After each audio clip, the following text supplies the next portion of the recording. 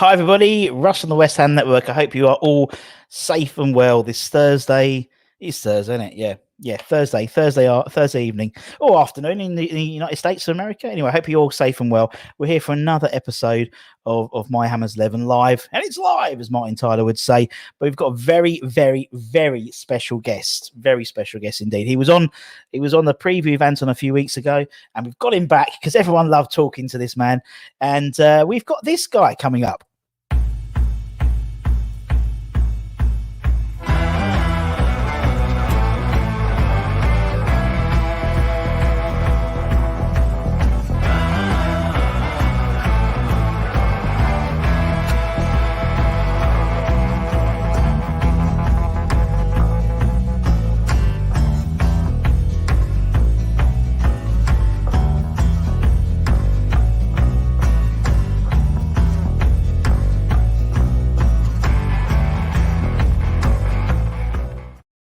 It's Ray.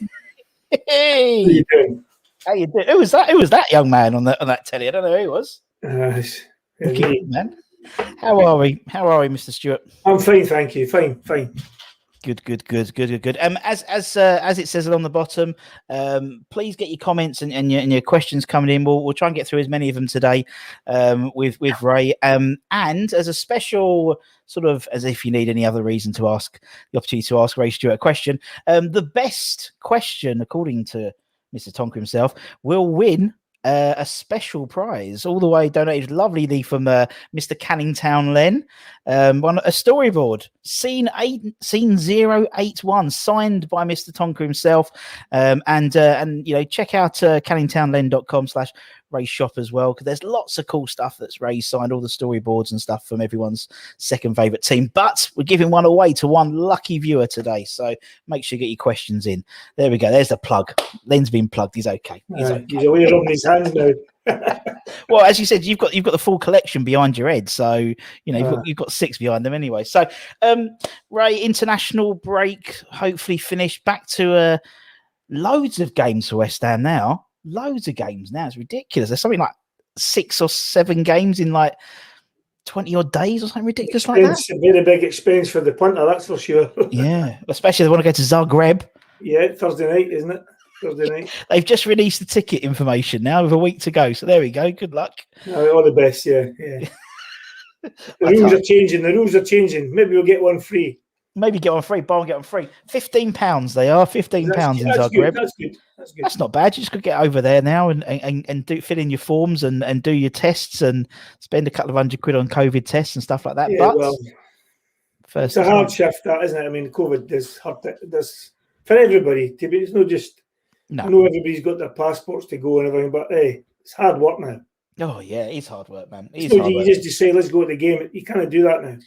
We can't do. It's the same as everything, really, isn't it? It's always like where you used to like rock up to, I don't know, a restaurant or things like that. You've always got a book now. It seems. Have you booked? So it's like, and I mean, you don't get in, it destroys your day, doesn't it? Oh yeah, exactly. Because you got nothing else to do. It's like I remember we did a staycation. That's what they call it now, isn't it? Staycation in London for 3 days. We had to book everything up pre-hand. But anyway, oh well. But as I said, as we spoke before when you had it was on Anton's show the other day. We had a great season last season. It seems we're carrying it on this season. The boys seem to be still in a real good vein of form at the moment. Well, I think they started well, to be fair. They had a good pre-season, and I don't think they lost many games. I don't think they lost any of the games, in fact, in the pre-season. No. Which is a plus, but it's the way you start the season, and they've carried over, as you said, for last season, and they've come into this season, and they're a real good team. And I think the additions he's brought in as well has been fantastic. I mean, I've got to say, everybody shouts and hollers at the board. I've got to say they've supported David this year, and they've got to take their hats off to them members of the board, because the stick they get, and I hate when they get stick, because it just aggravates the players, and they're hurting the players as well, remember. So if we're in a good strike, we're going well, they should just leave well alone. I totally agree. As I said, it seems to be. I mean, obviously, I was around during all the behind closed doors games and stuff like that, and there just seems a real togetherness in the team. I think Moyes is just a bit like the old days. It seems like, in terms of sort of the team spirit, the players he's brought in. He seems to just. I know he takes his time. I know there was a bit like, oh, we haven't signed, but he's bought some really good players in the transfer window, and I'm really excited for what the rest of the season is going to hold for us now. I think there's loads. You just said, I've got to be honest. I think David Moyes is the nearest you get to John Lyall. Definitely, the way he approaches himself, the way he runs that club. And I'm saying he runs a club. He does. He's got a free hand now. I know the directors are there, but they support him now, and he makes the decisions. And I'll tell you, there won't be many dodgy players come in under his reign. Without doubt, he works hard in his recruitment, and he makes sure they're the right person, not just the right player, the right type of person. Good on the park, good off the park, good in the dressing room. And obviously, most of them are family men now, so it's good family people as well. So he'll not make many. He's been made some great decisions through his career, you know, and here he's not allowed to make any mistakes because he'll jump on his back. But the way he's going now, and the way he's turning everything around, and the way he brings the players, and the fans are going to, they're clapping their hands, man. They're unbelievable what's happening at the moment. Yeah. I can't wait to get down and see them, to be honest. Yeah, no, it's almost been like a. I was gonna use a computer analogy, but we don't like computers, right? But it's almost like doing a full reset of West Ham. It seems like the whole lockdown period. Before, it was a little bit tense at West Ham, to be honest. I think it's fair to say. And then lockdown came in, and West Ham performed, which something we didn't have to worry about with everything else that was going on in the world. We didn't have to worry about West Ham because they were performing so well week in, week out. And it comes back, and everyone's really excited about getting back now. So it could be that, I know it's horrible what happened, but in a West Hammy way, it could have really helped us move us along as a club a bit. And as you said, I go back last year when they played Tottenham, and we were 3-0 down in 20 minutes or something. Remember that time? And we came back and we scored 3 goals in 15 minutes or something like that. Yeah. See, if that had been a normal game, the fans would have walked out and left, and the players would have been defunct, really. But they weren't there, and the crowd sort of turned. There's nobody to turn against them. So the players turned the game themselves, and it was like winning the FA Cup again. It was fantastic. Yeah. And I think we went on from that. I really do. We missed the fans, yes, without doubt. But there is a time like that, which the fans not being there did help us. It's strange, but hey, we don't want to play without fans. The fans are part of the banter. That's why you go and play. You love to try and entertain them, and if you don't do it, they give you a bit of abuse, which we can all take that and we accept it. Yeah. I miss that, to be honest. Well, I mean, obviously, famously, talking about behind closed doors. Obviously, you played in what was the most. The Castilla, and where 5-1, the best thing we've ever done in terms of goal scores in a European game. That was a bit weird. I think the official attendance was about 260. I think somehow, but and it was strange because you heard our Scottish Dr. Brill at the time shouting abuse at us, and you could look up to the director's box where he was sitting, and he went slipped down in his chair. Remember that? Oh my! Hear everything he was saying. Pass it to your own team. Yeah. A bit rougher than that, but well, that's like that. It's like during lockdown. I mean, I'd sit outside and you could hear the journalists typing on their computers. It was so quiet, and it was like, strange, but you could hear our bench. Good bench, Good bench we've got, by the way. We've got a good bench. Moyes got good back up there. Very good people in place. Very good. Yeah, it just seems it's just nice. There's a nice vibe around the club at the moment, and just long. I'm jealous because I'd love to be part of that. It's fantastic what they're doing, Yeah. But hey, we'll move on. We'll move on. It doesn't matter. We'll be fine. I mean, as you said, FA Cup. Obviously, famously won the FA Cup in 1980. The only non-English player for West Ham to ever have lifted the FA Cup. Yeah, it comes up in a lot of quizzes sometimes, and it gives me a little buzz. It's good that you're always remembered for something, but you're soon forgotten. So it's good to get the little mentions. Yeah, no, it's good. I think I checked you as 16th on the all-time appearance list, 5th if you included people who were transferred. So if you took all the academy boys, that Mark Noble bloke and that Bobby Moore bloke, take them out, you're top 5. Listen, I don't mind. I'm a little boy for Stanley in Perthshire, and I'm delighted, and I was so proud of everything I achieved. So it's amazing. It's an honour for me just to be a West Ham player. Sure. You move on, but never forget. Never forget. Well, 12th in the all-time goal scorers list as well. not bad for a defender. Not bad for a defender, indeed. Not bad for 80. I think it was 88% penalty success rate. Is it? That's not bad at all. That's not You bad. don't take them, you don't miss them, remember? Yeah, this is exactly true. It's very, very You know true. what? Very, very... Sometimes comes up to you when penalty kicks, people say who's the best. I mean, you got Hursty, you got Dixie, you got Noble, you got this one. Listen, you're only the top man at that time. There's always going to be somebody comes along and takes it off you. And that's going to happen without doubt. But listen, as long as I've got it, I'm delighted to have it and keep it as long as I've got to. So Too bloody right. Could have had one more of Alvin and let me take that one against Newcastle. Oh, well, he needed the hat trick, didn't he? He needed the hat trick, didn't he? That was brilliant. That was brilliant. He got into trouble for that by the manager. It was unbelievable. But no, hey.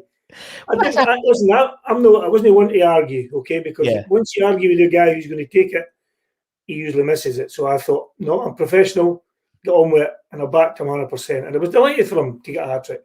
Yeah, I was part of that. I was part of it. He always reminds me of it. He always tells me I was part of it. So he'll take it. Alvin, yeah.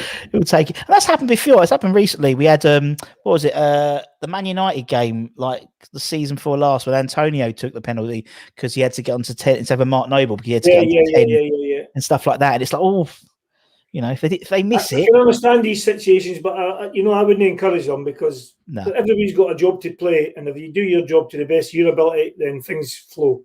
And I think that's what WESTHAM are doing now. Everybody's doing their job, and a wee bit of everybody else's, and they're all mucking in, which is great, Yeah, definitely. No, I totally agree, man. I totally agree. Right, okay, we'll do some questions in a minute, but I want to talk about the beginning, Ray, the beginning of West Ham's career review.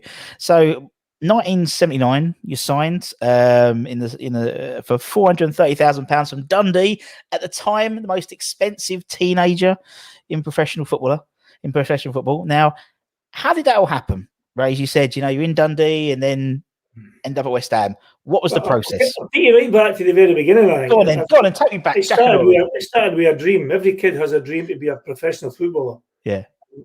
That dream came true for me. So it started with a dream, and then obviously things moved on. I played for Dundee United, and then I got a transfer. But that transfer took a long time to happen because Jim McLean, the manager of Dundee United, pulled me in at the end of the season and said that, how are you going and what's happening and would you like to go? I said, I'd love to go to England. It's the best league in the world. And I know it was only first division at that time, but it's still a good league. Sure. And through the pre-season, he come to me again and he says, you still got that? I said, yeah, I still want to go to England one day, boss. And then I found that there was 4 or 5 other players, Paul Hegarty, Davy Neary, Paul Sturrock, people like that were on the move as well. So I thought, I might miss my chance. And then we had the pre-season, and then I got pulled in again, and he says, are you still happy to go? I said, I'd love to go. He says, well, there's an offer in for you. I said, what is that? He said, I can't tell you. And who is it? He says, I can't tell you that at the moment either. He says, think about what I'm saying.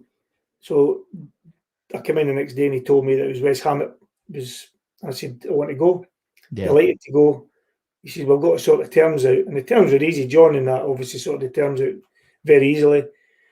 And the rest history, really, because I jumped on that plane 2 days later and I went down the flight with John Lyle and Eddie Bailey. But what I've got to remember, the night that John and Eddie come to finalise the deal, because it was the scouts that was watching the games mostly, and Eddie and John had come up, they'd watched me 18 times. It's a lot of times to watch somebody. So they've obviously back to the drawing board with David Moyes, do your homework, check out the best player. And he did all that. And to be fair, I just wasn't 100% at the time because I'm thinking, what's happening, what's not happening. Anyway, they've done the move. I've lost my track a wee bit there. Where was I? Sorry, I lost my track a wee bit. Where was I? So you went down the plane. There was a plane trip, the flight down. Yeah, they got off the flight at the end of the day, and John took me to his house. And Eddie and John spoke football the whole way down in the flight and all the way in the car. And the time I got to John's house, I'd stayed at John's house. Yvonne, his wife, had said to me, hang your stuff up in the wardrobe. And honestly, I went to hang my stuff in the wardrobe and I couldn't get anything in for all John's stuff. So I hung it on the doors of the wardrobe. And then the next day, we did the business and everything just went clockwork, to be fair. No agents involved, but there was a situation when I says, before I signed them, I meant to get an envelope with them and all. And he says, what do you mean by that? And I says, well, some extra cash. He says, we don't do that here. So I had to move on. I signed the contract, and then as I go back, greatest time of my life, signing for West Ham United. Fantastic. It's one of those things. It seems nowadays as you said, because there was no agents really back in the day and stuff like that, it seems things got signed a lot quicker. It just seems like everything's protracted now with transfers now. You said you signed it there and then, as I said to you before we started, we had Tom McAllister on and he signed a blank contract, and these type of things. It just seems so.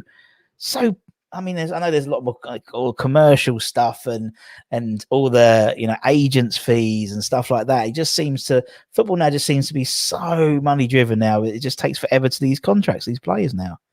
Well, they've got to be done right, obviously. Yeah. In our days, it was just you sign a contract, and there was in my day at Dundee United, we signed a 1 year with a 5-year option. Yeah, that's the way Jim had us tied up. I had a 3-year contract with a 4-year option and things like that. So they had us tied, but the options weren't in. When I come to West Ham, it was easy to work out because it was probably 3, 4, 5 times the amount of money I was on at Dundee United. So it was great. Sure, to get a big wad of notes, but no in your hand, obviously through the banks. But it was nice. It was just nice to be part of an outfit that was going places. And West Ham was a club who had been in Europe, and I always knew about the World Cup guys and everything like that. So, of course, I wanted to go. But when I found out I was going, and I didn't realise that they were second division side. Yeah, they'd been relegated. I never knew of that until I got there, and then I thought, well, just got to get on with it. and I obviously didn't want to be a failure, so I just put my head in and I got on with it, and everything was new to me. But listen, I was sort of kind of a forceful guy. I wanted to put myself in situations, and the pressure didn't really matter to me. I thrived on it, to be fair. Yeah. And I mean, to be honest, as first seasons go, as you said, you made your debut sort of that's in 79, 80, won the FA Cup at the end of the year. Not bad first season, was it? I've actually seen worse. First medal ever won in football, first medal ever won. And it's still living to this day. It's 40 odd years. It's brilliant. I know, yeah. Still going 40 years. But I mean, that's, as you said, from a young boy from Dundee, so to speak. By the end of the season, you're playing in front of 100,000 people at Wembley, and won the FA Cup. It's a bit Roy of the Rovers, really, isn't it? When you think about it in terms of that. When everybody's got a belief, you've got a chance, and we definitely had a belief in the squad of players we had there. We definitely had it. Yeah. I mean, Arsenal would have had players better than us, but on the day we were better players than them because we had that mentality, belief. Sure. So, of course you did, and it just seemed to be, it was just, and then obviously, so you won the FA Cup. Then the following season, you win the Division 2 title again. Not bad couple of seasons in a row, to be honest. Well, that 85, 86, that was some team. And then 85, 86, Eric got to that. So, Christ. That was probably 81. We had a good team as well in 81. And with the League Cup final as well. I mean, that. Of course, League Cup final. Yeah, and that was sort of a tower of strength as well that day. I mean, I remember all the penalties I took. I think Bonds will come up to me in that one and say, Tonka, are you all right to take it? Yeah. And I've never had that with anybody because it was just get on with it. Yeah. And I kind of, well, of course I'm all right. But it did put a wee dampener on it for me. But when I stuck it away, I wasn't worried about anything. I was just delighted. All I heard was the fans screaming. It was brilliant. A great feeling. That's the thing. It was like scoring a winning goal, to be honest with you. Well, I mean, with penalties, obviously, as you said, 86 penalties you took. As you said, you only missed a few of them. As 88%. Why was it? Why penalties in you the right fit? I don't know. It came to me at Dundee United. I think everybody was taking them and they were missing them, and even the goalkeeper took them, and he missed a few, Hamish, and I'd got the chance to take them, and I think the first one I scored was against Big Peter McCloy at Glasgow Rangers. Oh wow! And I never looked back. It was quite funny at the time, and but it was strange. But anyway, when we went up to pre-season. We played Dundee United in the pre-season for obviously part of my deal for them. Yeah. And Hamish came in and he's looking for Tonka. and they didn't know who Tonka was, and I didn't. That's what they called me up there, and that name stuck from then on. So it was Hamish McAlpine that came into the dressing room and shouts, "Can we see Tonka?" And they were Brilliant. looking at Tonka, and that was the start. Anyway, we went down the road, and I think Pikey used to take the penalties. Yeah. He was playing in my times that I played the debut. So John had said that Jeff's no playing, who would take the penalty, and straight away I've stuck my hand up and says, "I'll take them." And honestly, I never looked back. I think the first one I got was against Burnley, I think. Yes, it was Burnley. And Stevenson, I think, was in the goal, I remember. Was it Alan Stevenson or something? I can't remember. Something like that, yeah, I think so. But that was my first goal. That was my first against.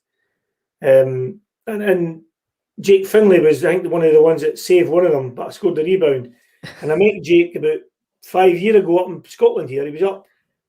Somebody knew him, and I went to see him, Jake, just to say to him, by the way. Yeah. Might have touched it, but you never saved it. I got the rebound.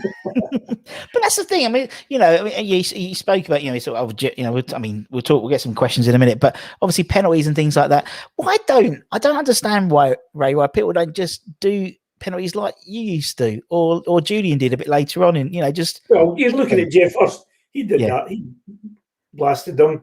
I mean, Nob's hits them hard as well. By the way, he's he's no mug either. I mean, he's got a good style about him. I just think it's confidence. I mean, goalkeepers nowadays, I say they've got a right to save them as well. And in the olden days, you weren't meant to save them. It was meant to be a straight goal. But there's pressure. There's pressure on them without doubt. And you've got to.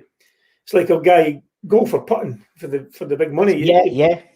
6 inches is like 6 feet and 6 yards. Yeah. And, it's all down to confidence. I think it is. I think it's. I just think that I think. It's one of those things where, obviously, with England, I think England famously, the penalties over the Euros and stuff like that, and fair play to Harry Maguire, and a lot of the defenders were taking them. It seemed at the beginning, and they were just hitting it hard, and it was. And then as soon as the clever ones turned up, we seemed to miss them all. It's like, for God's sake, just it's all right saying, it's all right saying you shouldn't have missed a penalty and they walk up, but there's a different pressure on a penalty kick. I mean, it might be 2 minutes to the end of the game, and the dimensions change. You need this goal to get promotion or something, and the pressure changes. And if the pressure's on you, only on you, it's bloody well hard, and I've had that situation. I've had it in the League Cup final with 2 minutes to go, and get a replay, and then 20 seconds.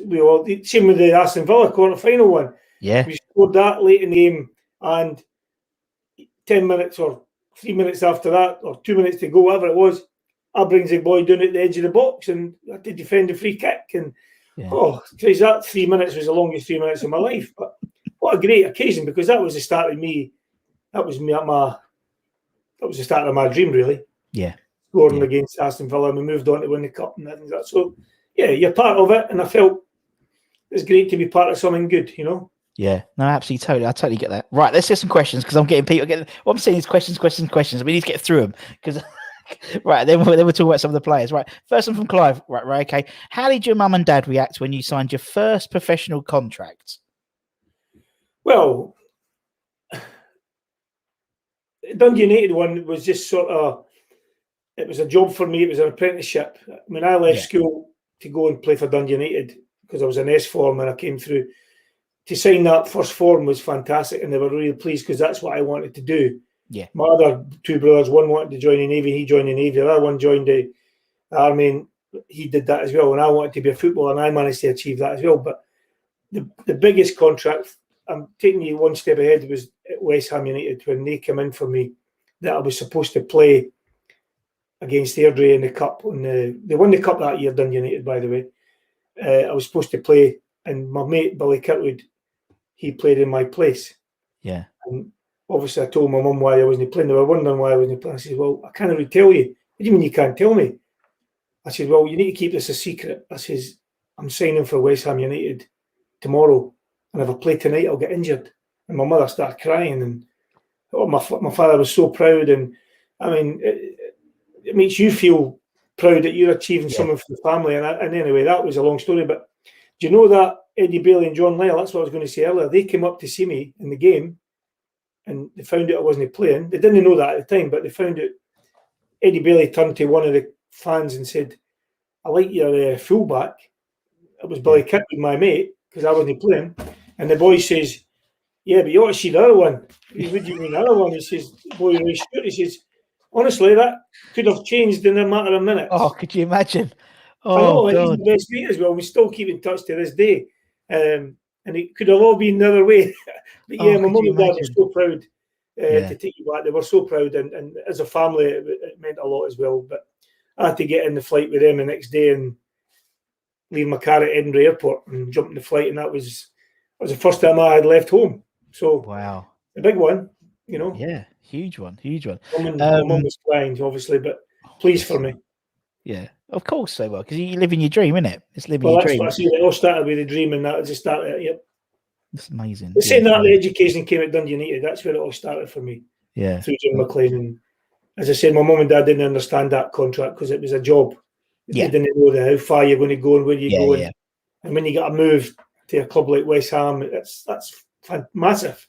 Certainly in my village where I'm from, I mean, the amount of people who support the Hammers up here now is unbelievable. Yeah, I could stand in the street at night, people drive along their car and people up the Hammers and everything. It's brilliant. You know what I mean? It's amazing, isn't it? Amazing. Yeah. It's like we've got obviously we've interviewed fans all over the world, and I remember we interviewed the guys, the Fresno Irons over in California, and Jim Standen lives over there. You know, 1960, and he's over there. It's like, it's just amazing, you know. And he walks in and goes, "Hey!" You know, it's incredible, absolutely incredible. It is good. It's good that people remember you for that. Listen, totally. When I signed from a local club here, St Johnstone, when I came back, I used to get stick for one or two of them, and I thought, I know that voice. I went to school with him. I love it. It's so funny. I love it. It's just, I love you'll just look at him and you think, and he's panicking. It wasn't me. I know who it was, you know. I know you. I can see you. I was disappointed. I didn't perform for St Johnstone. That was my local team. I never performed when I came back. But hey, that's life. Move on. Yeah, it was. I mean, funny. 432 appearances for West Ham. You know, it's that's the club, isn't it? That's the club. Yeah, that was my life. Yeah, that was your life. Even to this day, I mean, it hurts me sometimes when I had to leave, when my contract wasn't renewed, obviously through injury and everything. Yeah. It hurts me the day that I left the training ground that nobody came to say bye-bye to me. And I got in my car and I drove out the gates and I looked back and I cried. And it was the saddest day of my life. But hey, that's what football's about. You know, you're only good when you're playing, and when you're not playing, forget you. But I would have loved to have done something at the club. I know, just because it was everything to me. It meant everything to me. I did things away from football as well. I performed on the park and I kind of performed off the park with commercial interests and things like that. And I think I did okay for the club and made a good standing for everybody. But that wasn't to be. So I'm still thick-skinned and I still would do anything for that club because they look after me, to be fair, to this day. Yeah. I sort of get that with to be honest, most of the players we've interviewed, ex-players, they still have this incredible passion for the club and for the fans, whether they're from around these parts or whether they're not from around these parts. You know what I mean? As you said, you know, obviously you're up in Scotland. Obviously, you know, Stretch still lives around the corner for me. You know, well, you're in the posh part then, are you? You're in the posh part as well. Not as posh as him. Not as posh as him. But you know what I mean? It just seems there's still the club still has a real bond with a lot of players, and as you said, it's special times. It was your life, really. It was your sport, your career was West Ham, and you still talk about it as if, you know, with a fondness. I mean, I think there's only one interview I've done where they weren't like. I mean, to be honest, the guy only played once for us, but there was no connection with the club. Everyone else, attachment, yeah. Which makes sense. Listen, we've had, I think in my time, and I'll say it again, we had good players, but I think it was all down to John Lyle. Yeah. The way he treated us like men, the respect he showed towards us, we showed respect to John. And if things happened, Bonjo would step in, or Trevor, or, I mean, even Alvin, I mean, he was a great captain as well. Alvin was, if you had a problem, he would step in and say to you, listen, what's the problem? We can help you. And he was very good, you know. So we had boys like that. We had Crossy, who would mimic the dressing room, with Stuart Pearson, who used all his experience for Man United, and he was brilliant for me as well. He was a different class. Even to this day, I keep in touch with him. So, you know, it's good. It's good. And he just seemed to have a bond with like as I said before we started. I went to a Boys of '86 thing the other day, and there was like half a dozen of them, and they just seemed to be, and I think I spoke to Dicko afterwards. He hadn't seen Steve Walford for years, but it was like as soon as they were together, it was like no time had passed. And Stevie Walford, you talk about Stevie Walford. What a really, really good coach he was. People might not thought this about playing wise, but what a good coach he was. Fantastic coach. I watched him one day when he was at Celtic. I went down to see him.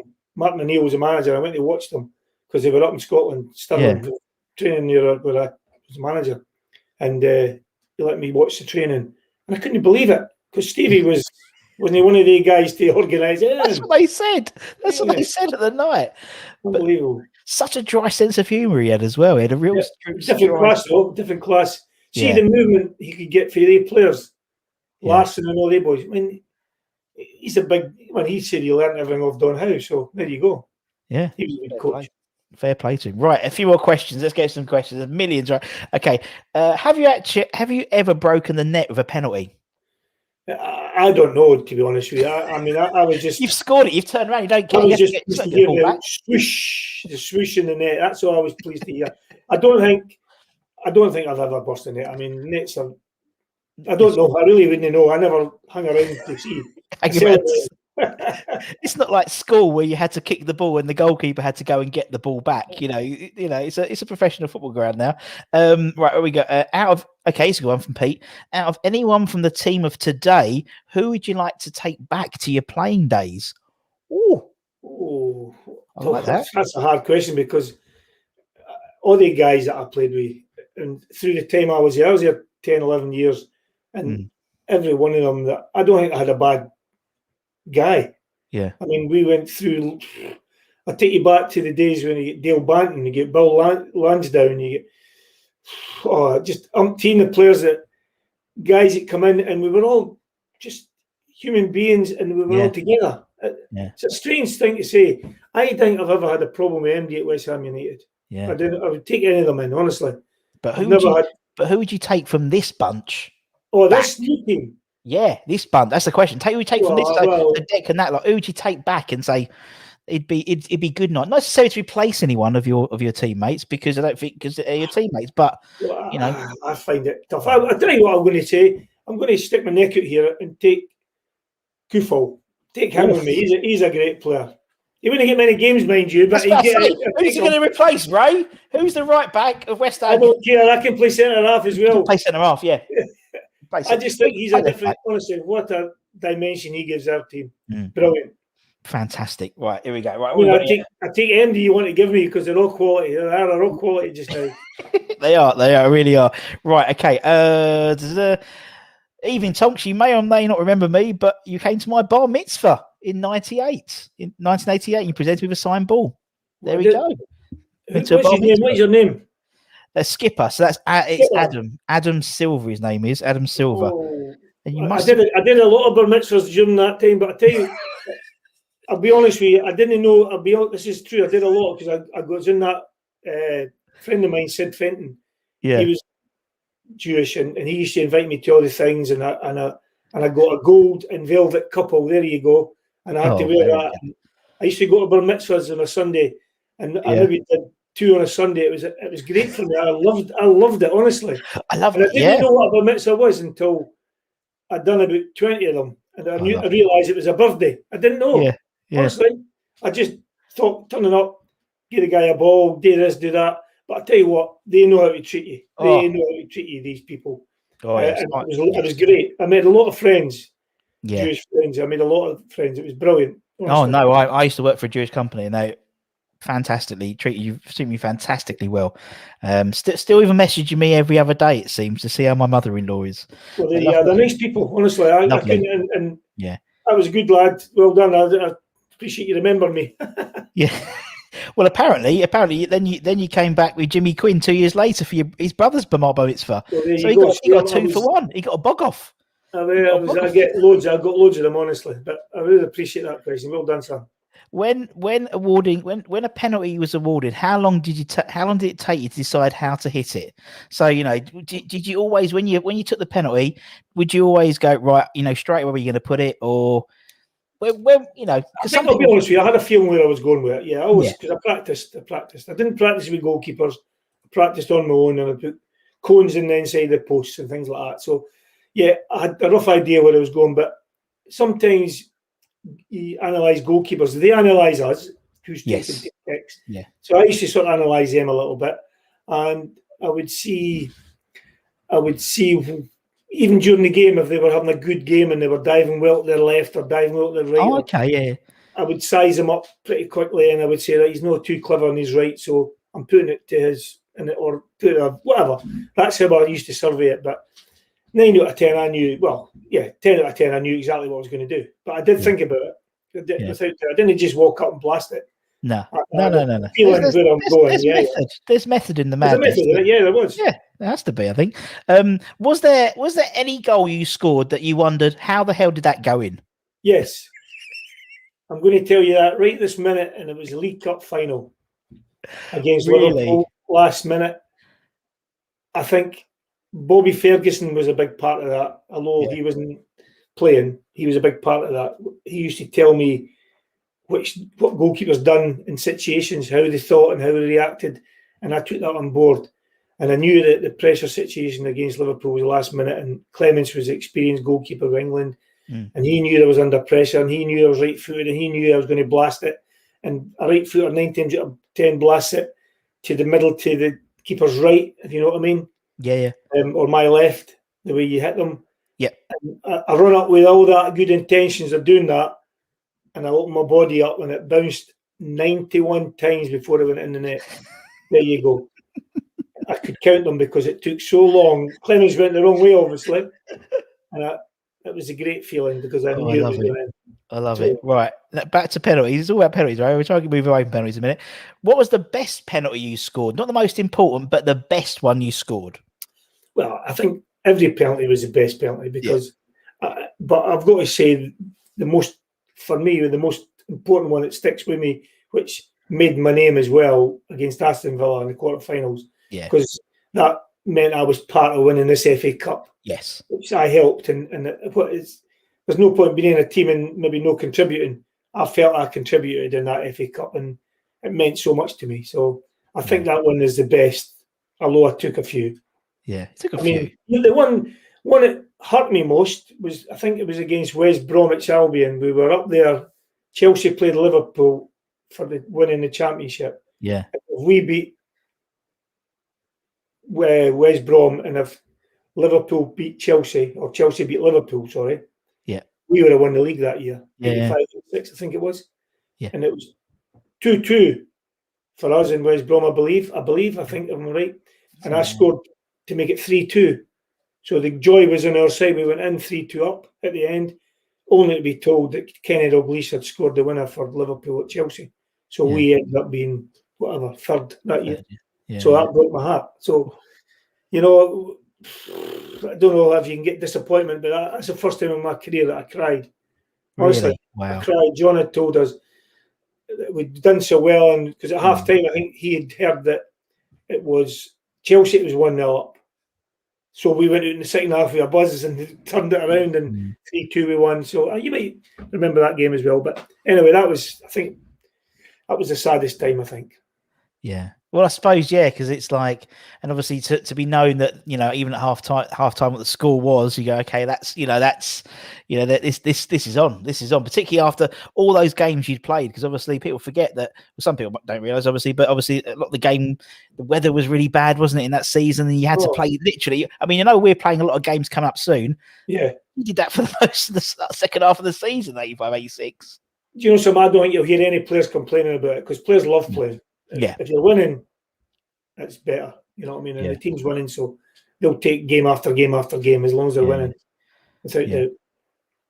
To keep that momentum going as well. I suppose it means also there's there's less training because they've got time to train because they've got to get ready for the next game. Well, they can go into training and do a bit of organisation about set plays and things like that. They can do them.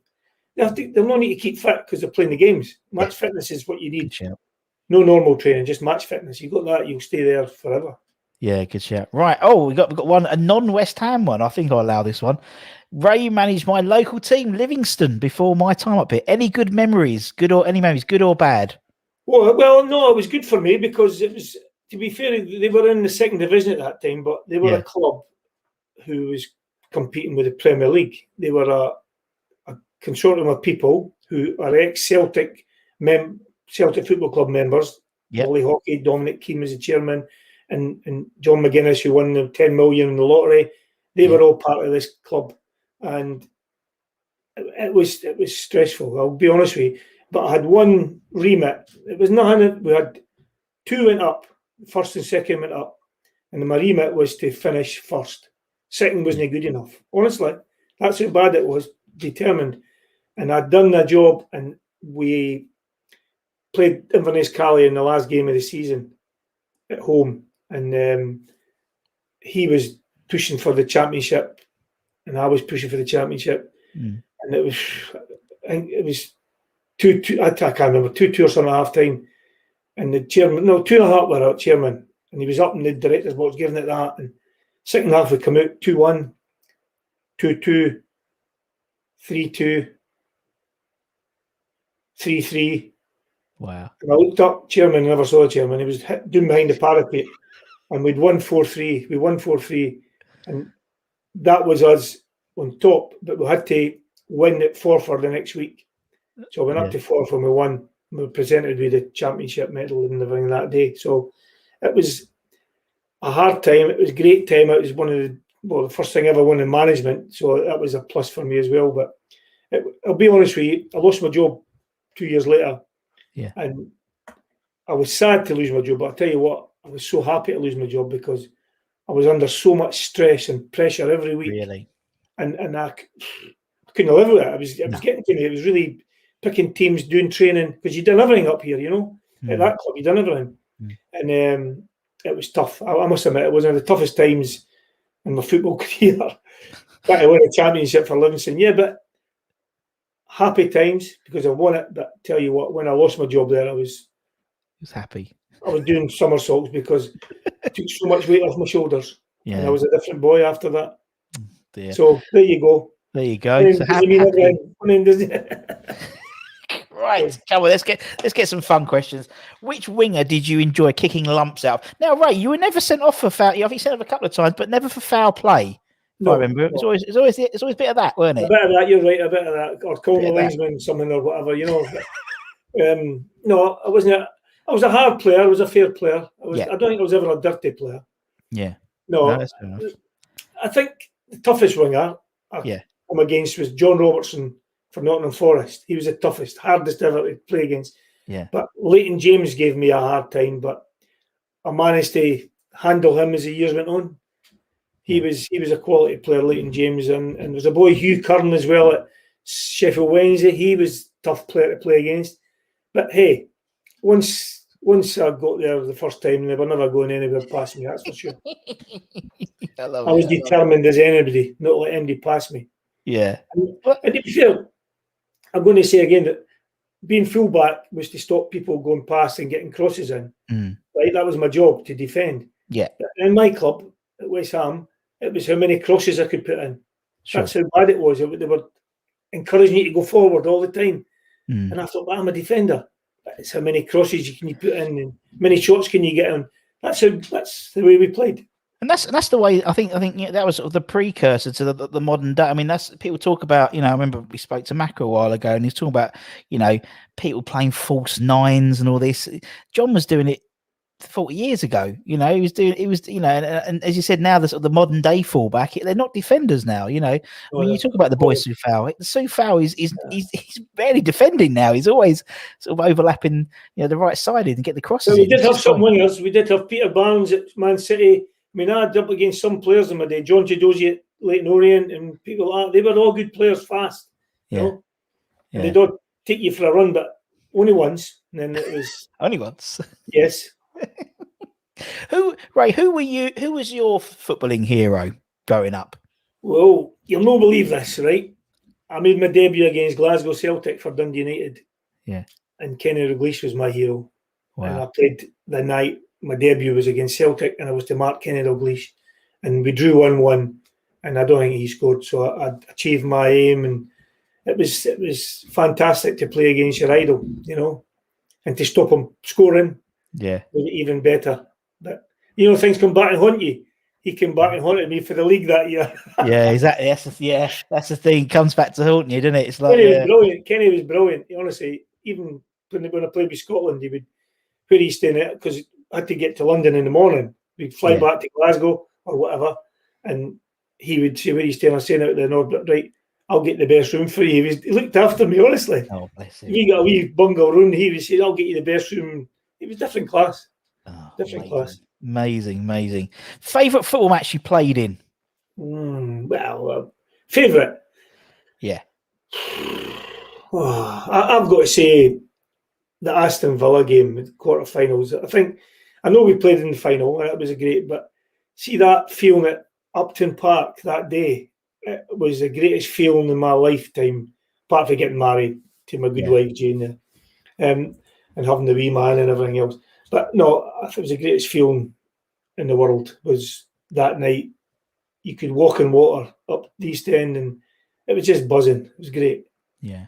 I mean, it must. Yeah, I mean, it's not a bad game to say, is it? Not a bad game, to be honest.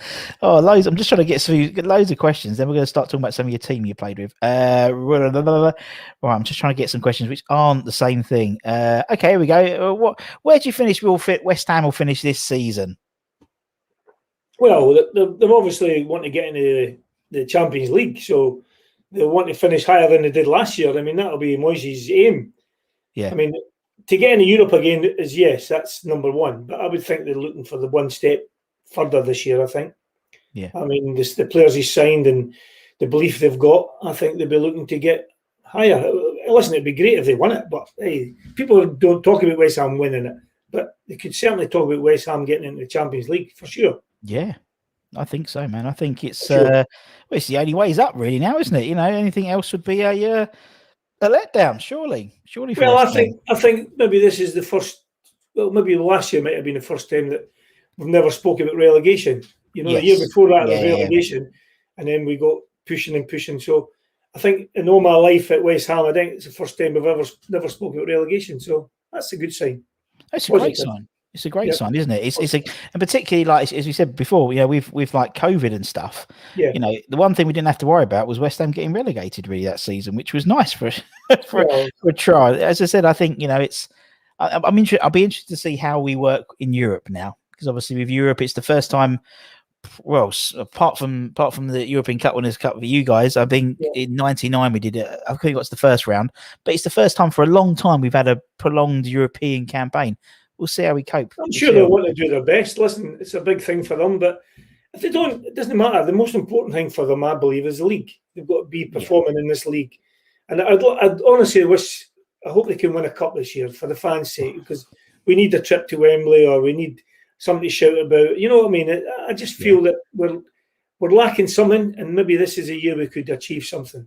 And I think also it's been obviously Mr. Noble's last season with the club as well as a player. Obviously, you've played. I mean, you was there for 11 seasons. Loads of players had. Obviously, Alvin had a double testimonial, and various others. It's sort of the last of that breed of player. So it'd be nice for him to win something. I would think so. I would think. I mean, he's a great guy. What a great captain. Look, West Ham's been lucky, and certainly my time. They've Billy Bonds, they've had Alvin Martin, they've had Nobes, they've had what's his name, the coach. I never forget him. Kevin Nolan. Kevin Nolan. I mean, he's another great guy. I mean, I like watching him, how he puts things to the players and that. And I think they've been all good captains, good captains. And let's hope that Nobes can go with a bang, without a good bang. I mean, Yeah, no, I totally agree. He deserves it. No, he does deserve it. I mean, where guys like yourselves and you had some success over you won a cup. We were very close in league finals and stuff like that. To be fair, he isn't. He's one bugger all, really. I know, but what a standout for a club. Yeah. He's a personality for that club. He's done everything in the community for that club. No, he's not doing it for Mark Noble. He's doing it for the club and the people round about. They appreciate him for that. And I think what a great captain we've had. Great. Yeah, phenomenal. Right, we'll do one more question, then we'll start talking about some of the players. So that should be all night, mate. Right, okay. Did the excitement of a match ever get to you? And what would you do to calm down? I don't think it did. I think you're in the dressing room and you come out and you're looking forward to it. I mean, that's probably the worst time of anything. But no, I was never anxious about, nervous to play against MD. I was thrilled to play against some of the best players because I thought this is where you make a name for yourself. And I was wanting to prove that I could be the best. I might have not been the best, but in my mind, I was the best. So I believed in it. Yeah, no, you're right. It makes perfect sense. If you believe in your own ability as well, it's like, you just got to perform, isn't it? And it's. I can't even imagine what it's going to be like walking out for 100,000 people at Wembley and stuff. But it's the occasion and stuff as well. So I imagine some people would close up. I'm going to tell you something. Now. 100,000 people at Wembley. Yeah, I shouted louder than any of them. Yeah, the day I scored the penalty, I screamed my heart out. Honestly, God, and I never heard any of them. I just heard my voice. There you go. That's one against 100,000. Let's do one more question, then we'll start talking about U11s. Right, okay. 29th of February 1980, we played Luton away. John was there. John Ratomski, he's in charge of Iron Supporting Food Banks. They do all the food banks. He's a phenomenal man. We got a penalty. You scored every one. Remember what happened? Do you remember what happened? Yeah, well, I don't even remember what happened. But is that not the one Jake Finlay parried? I think so. Yeah, I think so. Yeah, I think John, it wasn't the 29th. It was the 1st of March, 1980. Thank you very much. It wasn't a leap year that year, but anyway. Was that what happened? I mean, I'm guessing because Jake was one of the first to save. But he never saved the rebound. I scored the rebound. You see, might have saved it, but didn't save the rebound. I believe so. Maybe I'm wrong. Listen, my mind's going a wee bit sometimes. I'm not just 100% sure, but I would think that would be what happened that day, I believe. Yeah, I imagine so. John will tell us. Competition at Luton Town because David Moss was their penalty taker. Remember David Moss? Or you old enough? No, I'm not old enough, mate. I wasn't born then. Well, David Moss used to take the penalties for them, and to me it was always a bit of competition. I wanted to be better than him, and he wanted to be better than me, and so some of that could have happened. He could have taken one, and I could have taken one that day. I can't remember, but I would have thought you were right. You're right. Goalkeeper saved the rebound. Yeah, I'm right. That's a good. My mind's not too bad. Well, I tell Jane my mind's fine. Tell the doc he's all right. Yeah. I keep forgetting things. He's all right. Send him away. They don't need to come today. He's okay. He's okay for another couple of weeks. He's okay. You don't have to take him anywhere. Right. Okay. Right. Come on. Let's because otherwise we're going to be all night, and I don't want to take too much of your time. Right. So, everyone we have on the channel, apart from a couple of people, have put together an 11. Now, obviously, you played 432 games. You played with some fantastic players. So, it's only a bit of fun. And the idea is we try and put an 11 together, and obviously you can pick yourself. I'm more than happy to pick yourself because actually you pretty much you said you play 430 games. So if you had to pick a goalkeeper, it's probably an easy one for guys. So I thought we'd go with goalie. Who would you pick in goal for the Tonka 11? Well, I mean, played with Tom McAllister. Yep, a good pal of mine. Lovely guy. Played with Alan McKnight, another good pal. We're still friends. Yeah. I played with Bobby Ferguson. Love Bobby. Looked after me when I first came down there. And I played with Parksy. So I've got a good choice, but I think I've got to go for Phil because Phil was so reliable and he was a big part of my football career there. So he came just before me. Yeah. And we're building a new team and we've built that team together. So I've got to go with Parksy. Yeah. And and that picture there, I never think having a white goalkeeper's top's the best idea. Do you? No, for Parksy. You're not going to get the old Daz. When he goes out dressed like that, didn't he? The old Daz isn't going to get that grass stains out of that goalkeeper's top. Yeah, tell you what, he was a big fella, and he was, had a lot of injuries in his time. But I tell you what a goalkeeper! What a goalkeeper! Fantastic player, fantastic man as well. You used to dread when he come for the crosses. The ground used to start rumbling. and I knew not to go for it. He just knew, he's just feeling behind you coming up. Oh, I love it. I love it. This guy sold you a pair of shoes as a Saturday lad at Revell's in Romford. There we go, Ray. Oh, there we go. I've still got them shoes, by the way. Still got them. He's resold them. I'm going to put them on eBay. I have got them. It's that Only Fools and Horses thing with Trigger, isn't it? Trigger and his... I'm going to start that one off. I get called Rodney in here sometimes. I love it. Okay, so we'll put Parks in.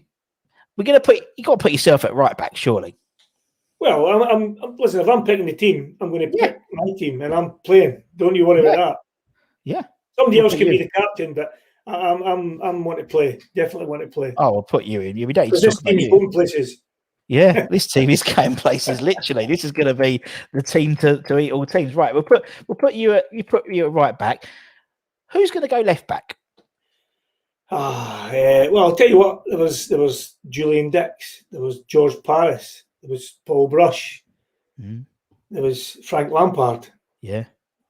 I'm going to be so hurtful in some of these decisions tonight because all these guys are good lads. Yeah, but I've got to pick old Frankie boy. He was my mentor when I came down there. Yeah. He looked after me. He took me for extra training. Told me things that I've got to do and learn how to do it. And Frank was brilliant. So yeah, Frankie Lampard. Yeah, agreed. You can see the way this is going already, can you know? You see the way this is going. Yeah, I can see it. This is a winning entire empire. This would be in their pomp back on that bowling green of London Stadium rather than those pitches that you guys had to play on. Oh, this is going to be a different gravy. Okay, right. Frank made our team tick because he had Devs in front of him and he could make good passes to start the ball rolling. So yeah. Frankie Lampard, without doubt, and his experience he gave me throughout. Fantastic. You should chip the ringers across to me, and I should chip them back to him. I love it. Right, okay, we'll put Senior in left back. We've got to put him in yet, without doubt. Yeah, we had good defenders, mind. We had Stevie Walford, with, as I said, with Popsy, we had Paris, we had, all these boys could play, but I'm sorry. It's me and Frankie Lampard. You, Frankie Lampard. Again, you're not being funny. There's not many players who have walked around with an FA Cup winners medal. No, I don't walk it. It is. It's all right. So, okay, we'll put Frankie Lampard in. Let's go. Who's your first centre half? Well, Captain Courageous, I think. Captain Courageous, Mr. Bonds. Mr. Bonds, yes. Yeah, I like Bonds at centre half. I mean, a lot of people liked him in the midfield, but that was in his early days. He was a battler in the middle of the park, but he's certainly a great centre half and organiser. Yeah, fantastic man. But again, I mean, it wasn't hard to pick him because I had Neil Orr, a good pal of mine. I had Joe Gallagher, who played there for a little while, and Stevie Walford could play there, and that was his probably best games at centre half as well, Stevie. But no, I'm going for Bonzo. Yeah, for Bonzo. I think it's a great shout. Who's he going to partner?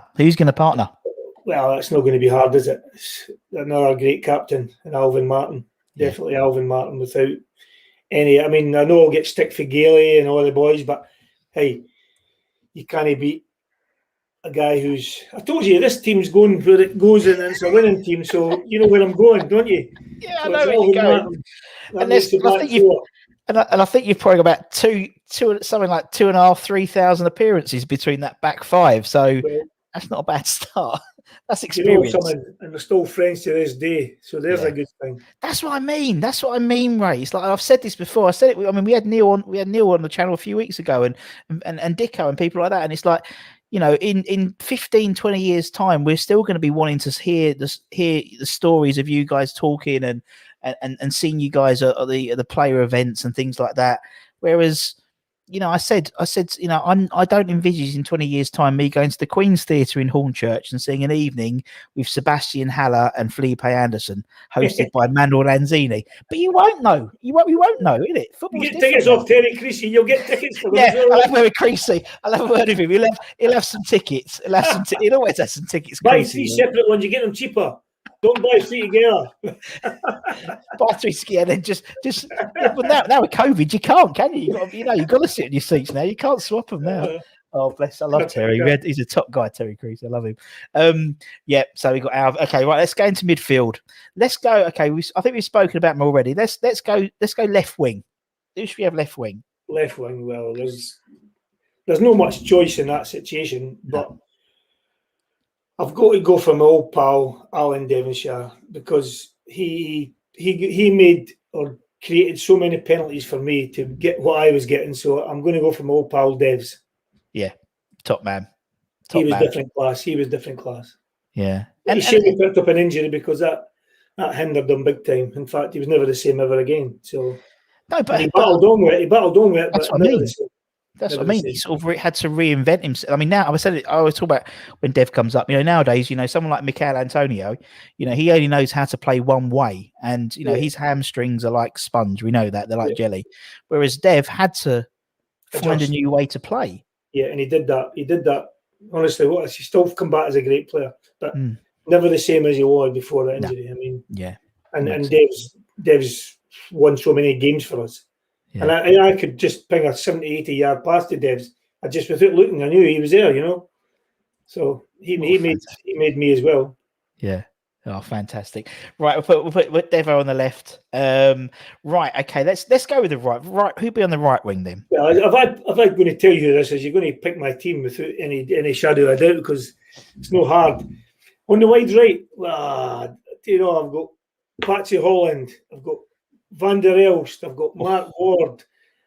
I'm struggling really, but because I keep saying we're pals, and I didn't like. That's why I never wanted to come on your show, because it hurt me to pick a team that I've got so many friends. I'm going to go with young Paul Allen, because I keep saying it, with a winning outfit. There you go. Yeah. You were, and he was. Yeah, I mean, he's good player, tough player.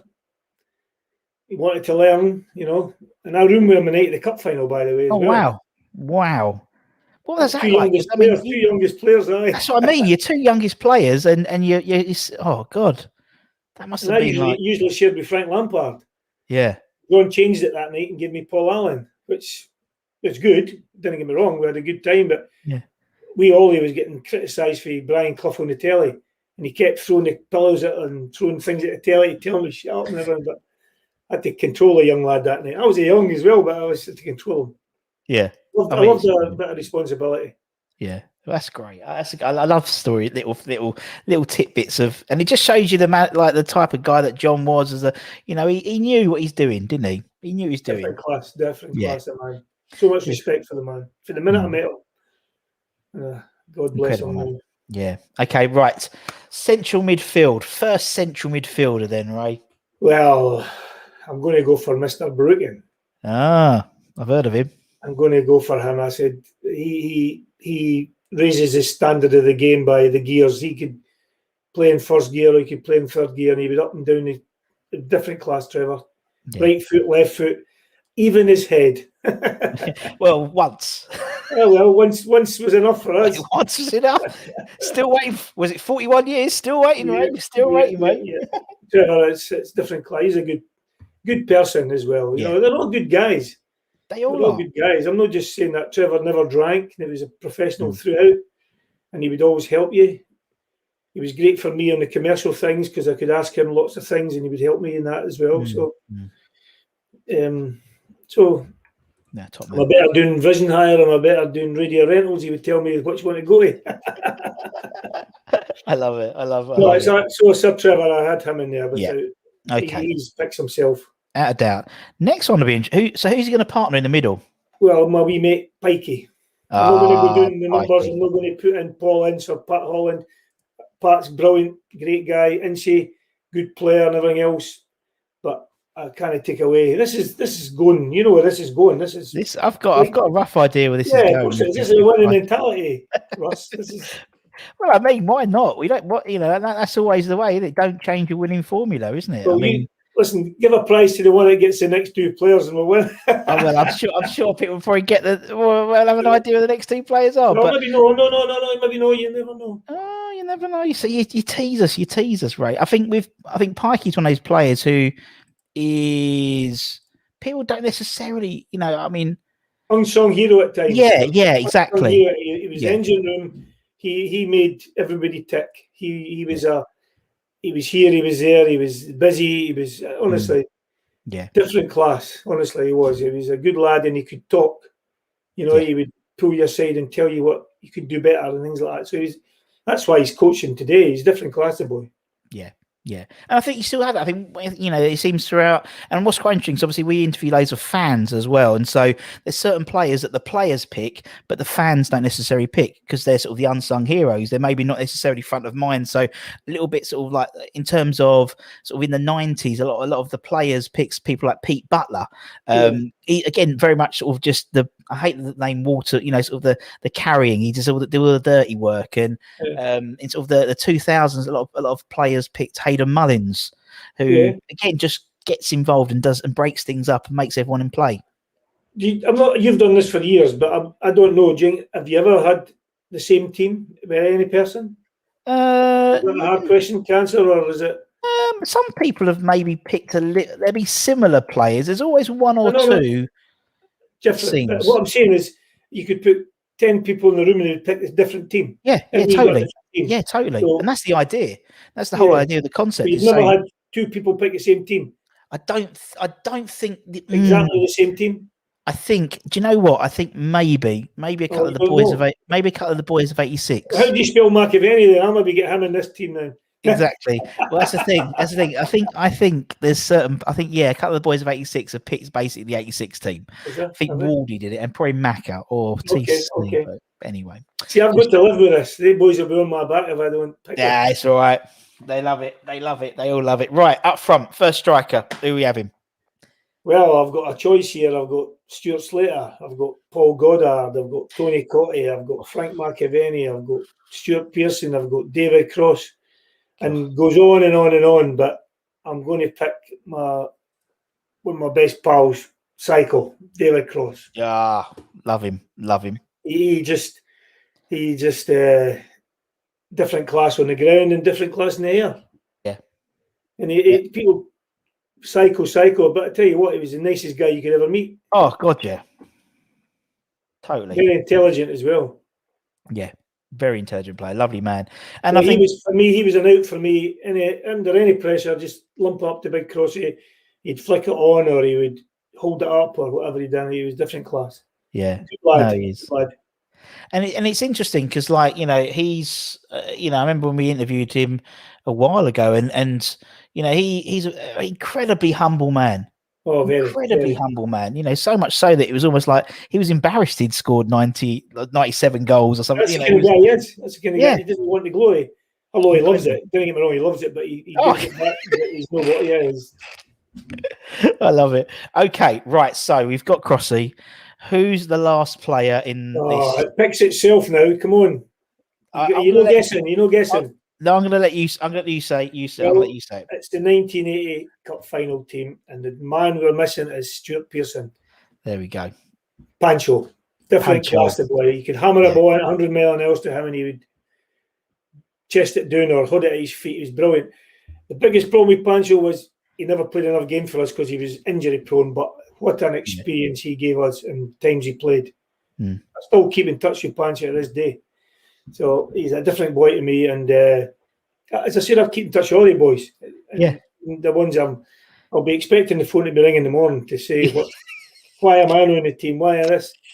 A job offer for you. Well, you're not getting it now. All that. So never mind. Yeah. Well, it doesn't matter. It doesn't matter. It doesn't matter because they've had a chance to have theirs. And if Pancho, I mean, the only one there's a few we haven't had on there on the chat. Not many though. There's a few.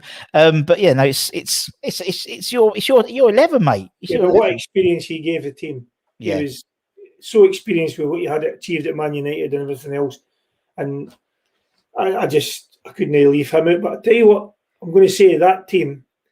And I'm going to have John as a manager, by the way, because John won that game for us in the cup final, wasn't he? Trevor scored the winning goal, and the team was magnificent all over. But John won that game. You know why? Why? He started with Wally Young and David O'Leary with the centre halves, and all the week they've probably trained on working against Pearson and Cross because we played that way all the time.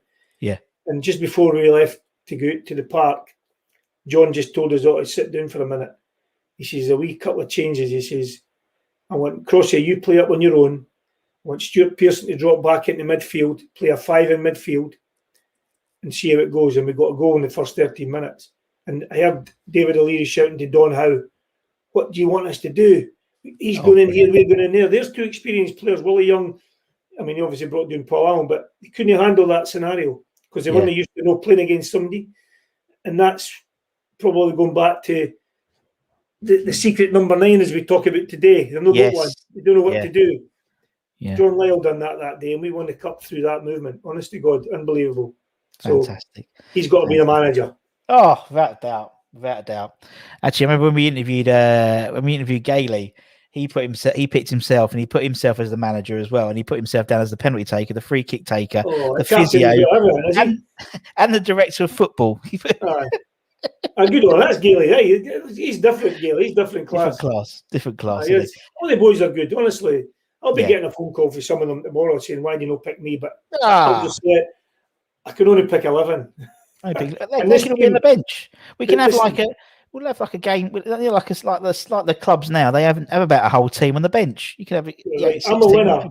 I'm a winner, and this is a winning outfit. Okay. Yeah, so we'll stick to that. That's the way I am. This team won something, innit? This team won. We've won something. That's the way you mentioned Stuart Slater in passing. I remember we interviewing Stewart, and he mentioned how when he was starting at West Ham, when he was being looked at, you went to a lot of his games and went to see how he was developing. Yes. Yeah.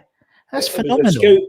A scout, Ronnie Gale, who was a scout, and he used to say to me, "Come along and see what you think of this guy." And I went to a few of his games, and Chopper, as I call him, he's a great guy. He's a really nice guy. Yeah, he is. And he went to Celtic under Liam Brady and everything else. It didn't really work out for him. No, he didn't. And he was back. But listen, it gives the guy a chance to earn a few bob, doesn't it? You know what I mean? Yeah. So. And he said himself, Brady was his football hero. Yeah. So great opportunity. I remember Liam.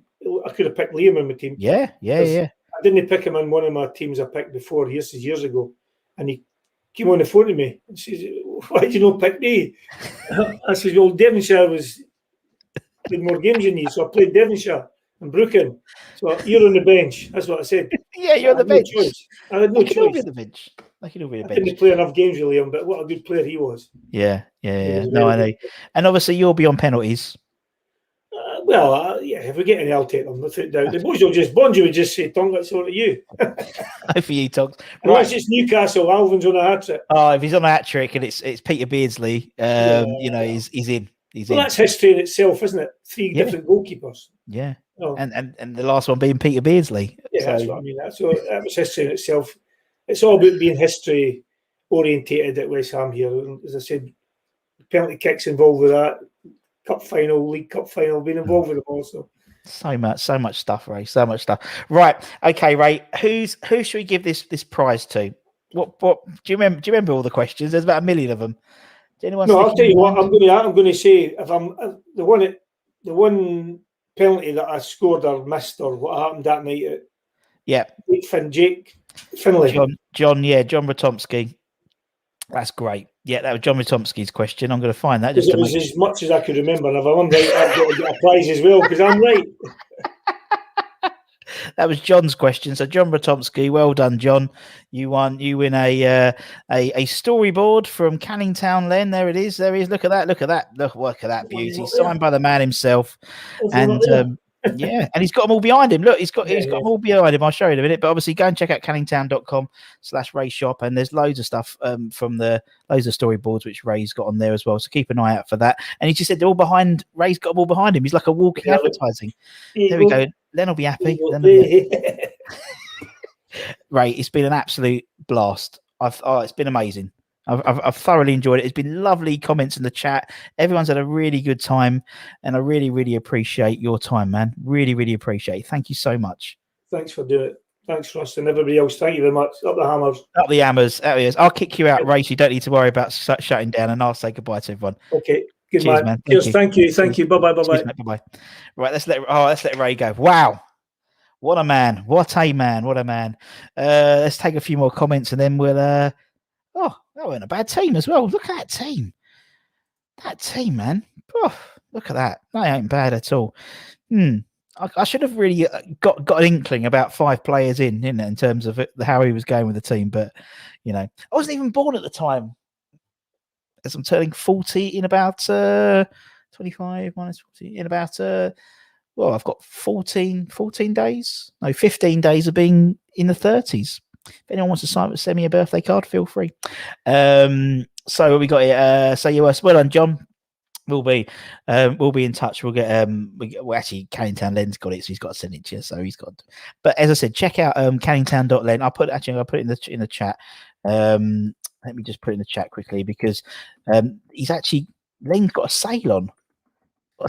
He's got loads of so canningtownlen.com. So I should have really done this before we started, but doesn't matter.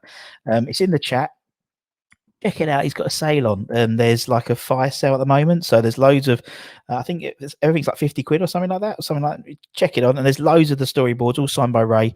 So some people, I want one. Check that shop out, and you get yourself a bargain. I love Ray. Honestly, top man, absolutely fantastic. Loads of stories. I still had a whole sheet of questions to ask him here. Look, I had notes and everything. Look at me, almost like I know what I'm doing nowadays. Great shout. The man deserves all three. Does totally agree. Top show. Cheers, Pete. Hammer it once on. As I said, canningtownlen.com/Ray's shop. Have a look. Great show. Cheers, mate. That was amazing. I'm glad you enjoyed it. Please invite Ray back on again. I'm sure we'll get round another time. As said in the chat, we have got lots and lots of these ex-Hammer interviews coming up. We've got the repeats, which we've had on the previous channel, coming on all the time. Actually, while you're all here, I almost put a picture of my testicles that Canningtown Len did a picture of. I don't know if everyone's seen that, but probably really shouldn't get that on now. But there we go. Just random picture. We've got another one on Saturday night, midnight. UK time. We've got an interview with Robbie Slater. My Hammers 11 with Robbie Slater. That's on Saturday. We'll put a notification on that so you know that's there. So make sure you check that out. Tomorrow we've got obviously lunchtime show. We've got a preview for the Southampton game. Thank God the Premier League is back. Woo! And then Stel and Anton have got a late show with a few guests, I believe. That should be fun. And then we've got Saturday, we've got all the watch-alongs, we've got the reviews. As I said, then at midnight, we've got the Robbie Slater live interview, a bit like this. You can come and ask questions and stuff like that. Maybe we'll do a prize, we'll do a draw or something like that because obviously it's a bit late, but, people in America and stuff, and it's only Saturday. Yeah, and it doesn't matter. Have a beer, have your curry, and watch us chat with Robbie Slater. And then on Sunday, we've got the players' ratings, and then we start all over again. There's loads of comments as well, which is fantastic. Great to see so many. Well done, Johnny. Len turned up right at the end. Brilliant sesh. Thank you. Take me back to when I was 13. That was fabulous. I was looking at it and didn't know this was on. Well, Peter, now you do, man. Keep an eye. That's why you've got to hit that bell notification. It's simple. Hit the subscribe, hit the bell icon. And anytime we put stuff on, you'll be the first to know about it. Or follow us on Twitter and Facebook and Instagram, and that'll give you an update of what we're doing. Become a channel member, become a member of the Barmy Army. Where it says the subscribe next to it, I should read it this way. Next to it is a join button. Click that and you get a little extra. What a great surprise. I'm glad you had a great surprise. Thank you, Stel. Look, Stel's back from his booze cruise around the Mediterranean. So yeah, a bit worse for wear, but he's back. Great stream. Cheers, Todd. What a show. Thank you very much. There's news and Euro tickets. It's all out. You can get them now. It's the club have announced that 1,125 tickets, £15 each. That's a bargain, but you've got to go over there and pay for your COVID test. And it's £15 for a voucher, which then gets exchanged for a ticket when you get to Zagreb. There we go. Fantastic show. Bring it good. Make sure you subscribe. Indeed. Hope we can get you subscribing. I'm going to look at the history. I don't know. Well, there we go, Pierre. That's what we do. We go back and we interview players from all the eras, from reasonably modern day all the way back. We were putting up some guys with Brian Deere, who's part of the, he played with Bobby Moore, and we have had Pat Holland on. We've had Harry Redknapp. We've had the modern day, so to speak, of people like Trevor Sinclair and Sebastian Sherrill and people like that. And that's why you have to watch every episode, because you don't know who will turn up. You know me. I like last Friday, Tim Breaker randomly turned up, didn't he? So that's why you got to watch them. We got some prizes coming up in the next few weeks. There's a unless you know your points. Russell, Tesco, not sure I want to sit on the wall. Well, that's the Christmas card sorted. Jingle balls. There we go. I had a yo-yo called Dynamo. That's good. Pete, hope you're well. Pete's the Arsenal DJ. There we go. You can get a picture, you get a ticket, but you have to you show your ID to exchange the voucher for a ticket in Zagreb. So you can buy it, but you can't necessarily then go and so you can buy it, but you can't exchange it because it'll have your name on it. So you can't resell. But why would you won't resell anyway? Would you? I don't know. I'm gonna stay at home. A lot easier in it on BT Sport. What a mighty good man. Thank you. Irons United. That's like Back to the Future. That's like Marty McFly looking at his old self. That's like West Ham Network looking at his old self, and it will fade away unless we get Anton and Stel to meet. It's like Back to the Future. That's what it was. It's been a while. It's like, I'm going to start getting the guitar and playing Johnny Be Good at the moment. That only makes a reference if you actually know what Back to the Future was. He's no for me. Put my back out this week. Oh, there we go. Evening Fresh. Hope you're well, my friend. As I said, we're back here 12:30 tomorrow. We'll have the Have Your Say Friday. We can come and have a chat. We have a little preview. Get your thoughts about the game, and then Anton's having the big preview on tomorrow night. So there's loads of stuff coming in. And now to which I'll put that down as a definite X. If that was a Dragon's Den, I was like, I'm out. So yeah, probably not on our Switch, but we've got some great people lined up over the next few weeks. So make sure you check it out because there's loads. Stel Stel's only one part of the triangle. So I'll wait till he goes on holiday again. It'll be on another booze cruise somewhere soon.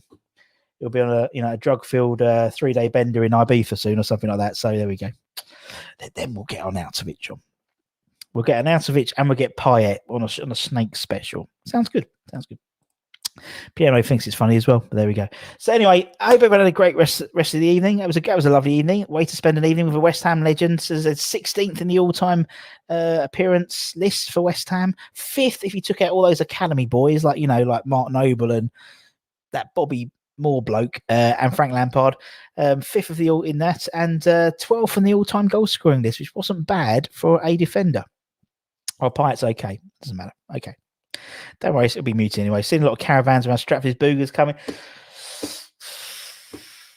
Boogers is like my kryptonite.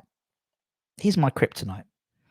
We talk, but he just don't come on the show. I'd love to get Boogers on the show. Be a real good one, wouldn't it, Boogers? But yeah, no. One day maybe. There's a lot of people I've missed yet, and I haven't got on yet. So Boogers is on my second list, but we've got plenty more to come up. So you make sure you come and make sure you subscribe, and make sure you keep abreast of all the situations and everyone we bring on, because there's loads of good players we bring in, loads of good interviews and stuff like that. Not just players, some celebrity fans and from normal fans, but we try to have as many people as we can on the channel.